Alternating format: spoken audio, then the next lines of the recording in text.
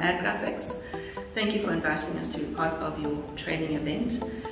We've been communicating health, safety, environment, quality and risk since 2005, and we've developed games, we do signage, and we do induction videos specific to mostly food factories, so we are grateful to be invited. We would appreciate your consideration as we would like to protect our IP at this stage. We are in the process of slowly developing more and more games, and it does take a lot of time, so we would ask that nobody photograph any of the games and that they would share that without our knowledge and permission. Thank you and enjoy your event.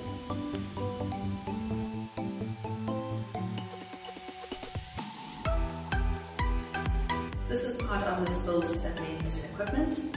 There's a video, there's this crossword, oversized team effort, and there's a floor mat. The clues are in here, and the questions are over here, and it shouldn't take very long to fill this in. Wipe it down and have the next grid come through.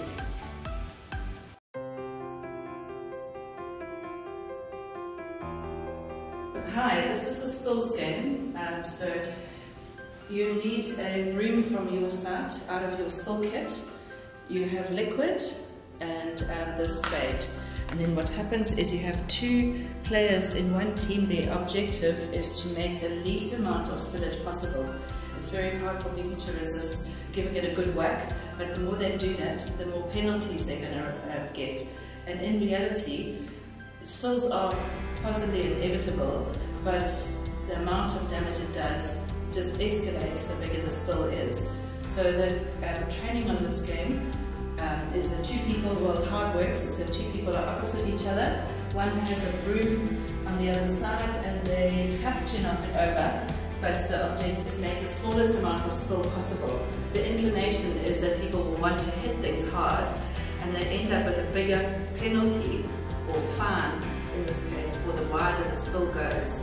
Using the equipment from the spill kit, for an example of that, we're going to have a trial run. They get one practice run of knocking this off gently. Spills are inevitable sometimes, and in this case we're just going to practice doing the smallest spill possible. The penalties are forfeits. They need to run, walk around a block or do push-ups or something if they get outside of the blue area. So, okay, she's fine, she's safe for penalties. Now we try with water. That's the road.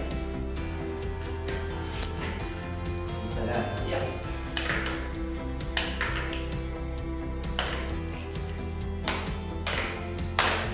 Oh! So we are way out and we need to do penalties for that. So how this works is that if a nose and toes is affected in a small spill, it's a 10,000 Rand penalty, and the two people need to do nose and toes, touch their nose and toes, because those would be the things affected by a spill.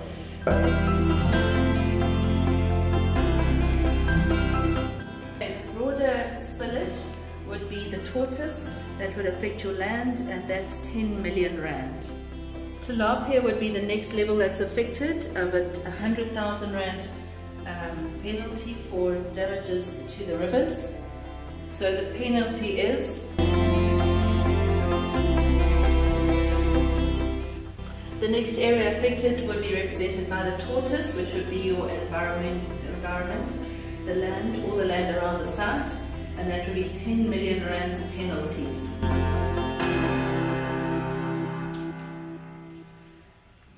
The next area of spillage would be the torrential, as in the sky. That is 100 million penalty.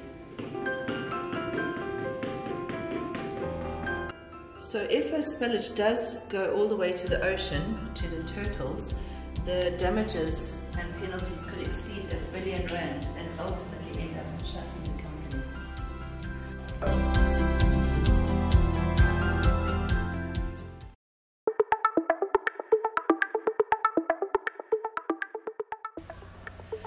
This is the road safety or safe travel game. It's about distractions, alcohol and drugs.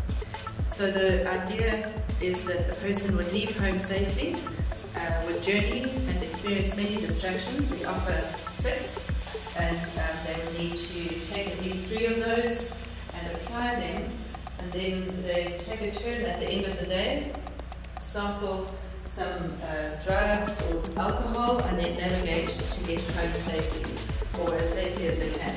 So the items we use in this game, the coordinator of the game initially would need to discuss this and say, how do you drive? Are you distracted?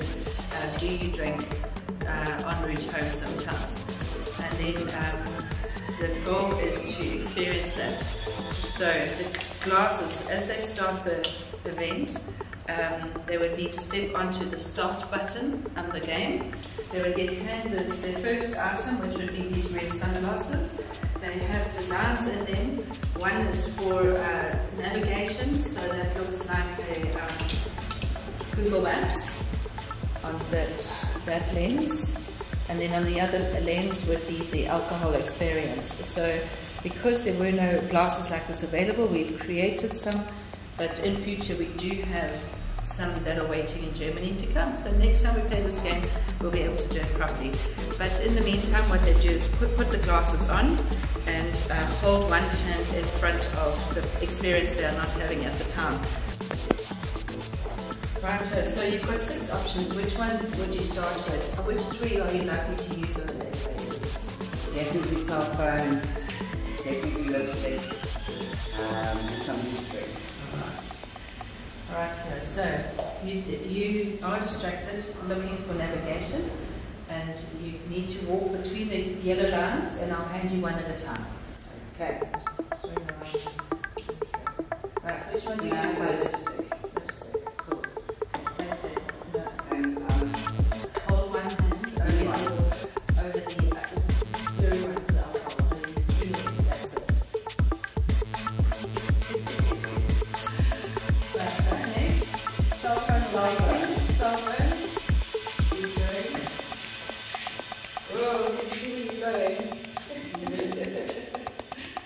So drinking on the corner is nearly finished. Well done. Okay. Now change hands and see what it feels like to throw.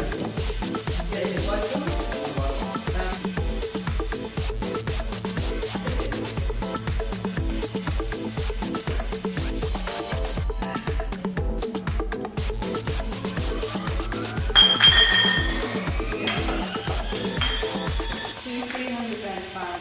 And 2 nights in jail. Oh no!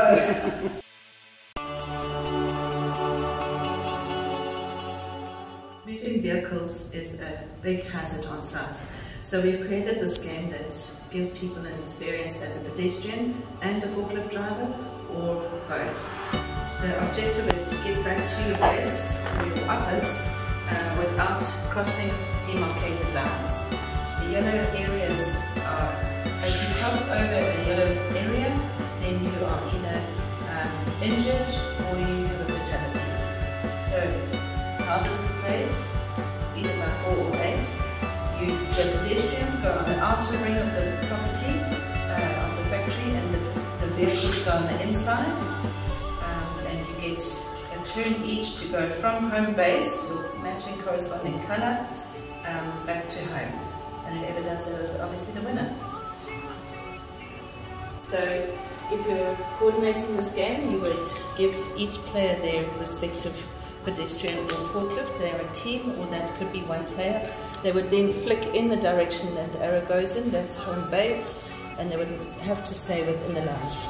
If they cross over, they're injured.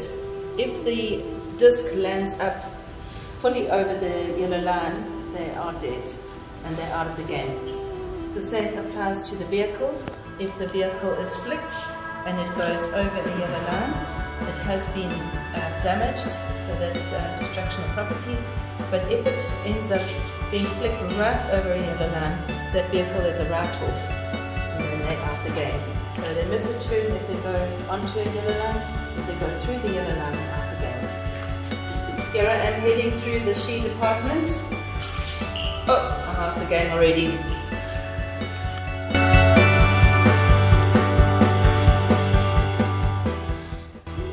a working and heights game. It's played like snakes and ladders with the dice, and you go ascending to the final block 3 with information the whole way, some lessons learned, a clinic, and sometimes in these games you get kicked out for various misdemeanors. So each player then would select a colour, they throw the dice, and that's how the game goes.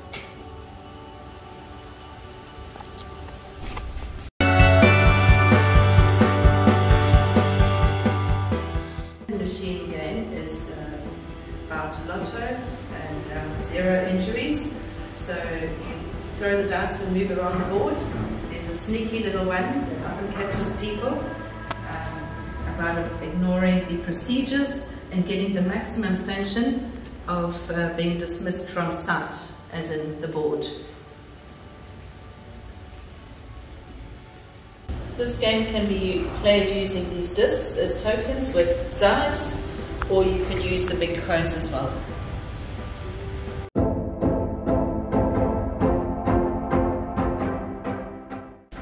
So one of the games is about specifically hands-on machine, and this has got 5 parts to it, where people will experience things using limited missing appendages. So they have challenges that you'll show you in a few minutes, but you may want to run some videos and have a chat to everybody first about hand safety, and you could use these as props, just to say you protect your hands in different ways all the time, on the sports field, at work, using PPE like this, or even at home.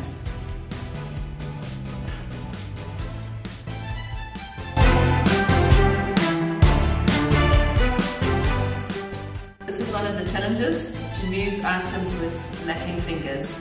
Middle finger is not there, so the goal would be to get product from one side of the factory to the other on this journey.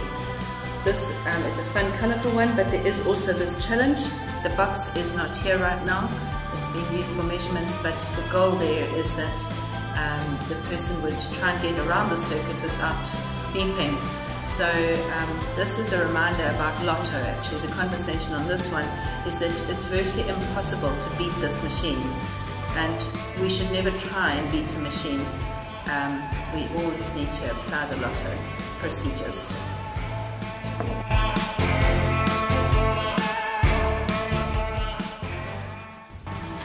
This game is to remind you how much you need a pinky. It's very difficult to even hammer a hammer without a pinky. So this glove goes with this game, ring toss.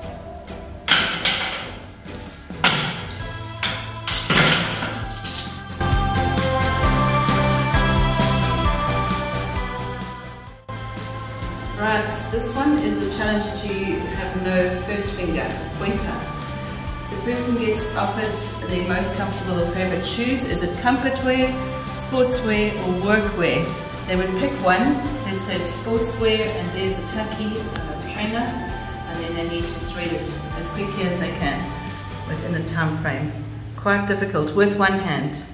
That's the other challenge, is threading with one hand.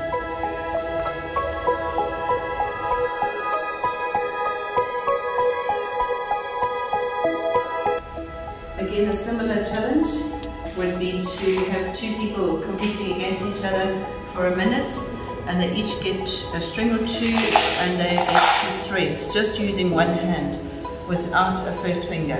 And they would literally have to keep one hand away and try to thread as best they can using one hand. See who wins after a minute.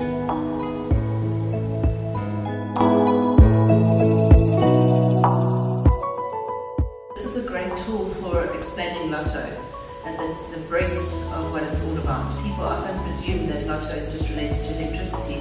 We show 7 different examples of what that looks like, and then 5 different steps of procedures. This game can be played by turning them over, mixing them up, or just demonstrating and talking about it.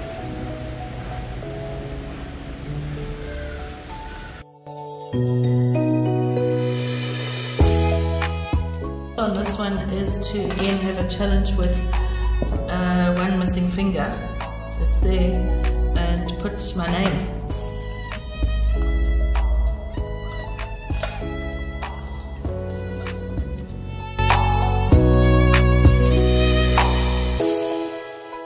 We've agreed hands and machines is the key message that we want to learn. So I'm sending this as an example of what we have as an A1 ABS board that can stay permanently in the safety department. It demonstrates how many different examples there are of injuries that can occur, from burns, amputations, infections, even carpal tunnel. This is also a good example of PPE, and this is the last line of defense. We use it in our daily lives, at work, and even in the sports field. The reason why I made it as a dowel was some of it is quite gross. So you can expose people just to a little bit at a time, keeping it a conversation without being too gruesome. But if your people are up to gruesome, I will send this as well. And you can just flash that to land the severity, that it's not just all about fun and games, but that we really are trying to prevent injuries. There's a long story you can have about amputations, and then people need to keep the digit or the deep cut warm, that within 20 minutes to maximum 3 hours those nerves will die. So the goal is not to put ice onto an injury or something that's amputated. If it is to be reattached, it needs to stay warm and dry and clean. Talking about sports field, my own daughter cut her finger off. She was lifting a motorbike onto the back of a utility vehicle, and her finger, with gloves, got caught between the spokes and the cogs. So my husband doesn't cope with blood very well. He phoned me. I travelled from our house to the field where they were, loaded her up in the vehicle and took her to hospital. She was still a little girl, and since then she's not very keen to ride motorbikes, needless to say. So just on a personal level, I would love to give some skills to people that believe that ice is the right thing to do. I didn't know what we needed to do to try and save the end of her finger, and it would have been great if we'd hunted around a little bit and found it and been able to reattach it, because she happens to now have a very short finger, and she played piano at the time and would like to do surgery. She's in the medical field. But it's part of her story to tell, and since then we've discovered that the way to get a reattachment on is to get that finger to the doctor and into surgery, ideally within 20 minutes. The cells start dying very quickly, so the worst thing you can do is put something like that on ice. You need to keep it warm, either under an arm, maybe even in the patient's mouth, just to keep it clean, relatively clean and warm. And then if people can phone ahead, that it might be on a sports field or in the workplace, could be anywhere where some injury like this would happen. If it's a burn, it's treated differently, but certainly with an amputation or deep cut, the trick would be to keep it as warm as possible and to phone ahead. Get that surgeon and the medical team ready and prepped so that they can do that reattachment. They're often very reluctant to in the workplace. I chatted to doctors about this and asked whether they've ever reattached working people, appendages, and it's so seldom. So it just needs to be a skill that is available to people if they do want to keep their fingers. And it could be ears, could be a nose, toes. Just some helpful advice from someone who's journeying this journey.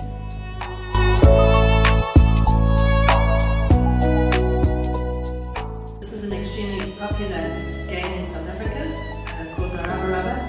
You get 12 pieces each, and you play it, you jump cows, but each of these designs is reminding people. So we sell it as a gift to take home, because that message about hand safety needs to be brought home. And there are so many ways that people can injure their hands that it's good to be reminded about all of those.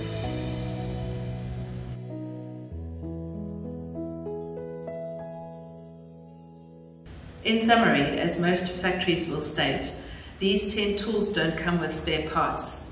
So let's aim for 0 hand injuries, 0 energy state, and 100% safety.